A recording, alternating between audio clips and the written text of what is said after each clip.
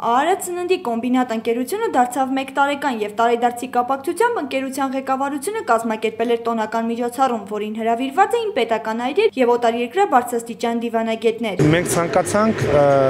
մեր տարեդարձին հրավիրել աշխարհի դեսպաններին և դեսպանության ներկայացուցիչներին, որպեսզի նախ ցույց տանք, թե ինչ արժանի գործարան ենք մենք կառուցել, որը պետք է որ արտադրի արտադրանք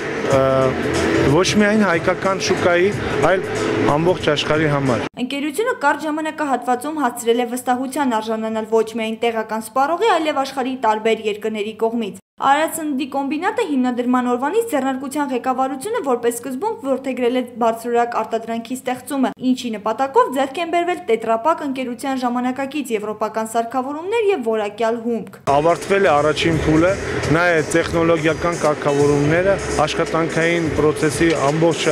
կարգավորումները։ Հիմա մենք թևակողել ենք գլխավոր փուլը, որը պետք է իրանից ներկայացնի վաճառքի ճիշտ կազմակերպումը և ապրանքատեսակի ճիշտ ցուցադրումը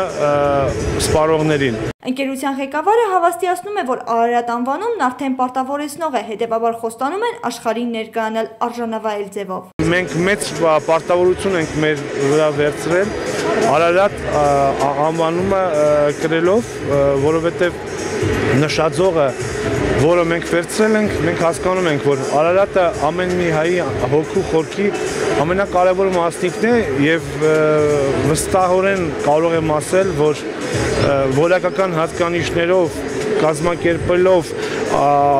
բարձր մակարդակի մենք արժանավայել կտանենք մեր վրա վերցրած պարտավորությունը։ Ընդլայնելով արտադրությունը Արարատ սննդամթերքի կոմբինատում արդեն մեկնարկել է մրգի, բանջարեղենի, պահածոների, ինչպես նաև հայկական բուսական թեյերի արտադրությունը։ Այսպիսով այս ընկերությունն այն եզակիներից է, ով իր գործունեությամբ խթանում է գյուղմթերքի արտադրությունը Հայաստանում և ստեղծում է նոր աշխատատեղեր։ Անի Բաղդասարյան, Վազգեն Համբարձումյան, Սլաք AM։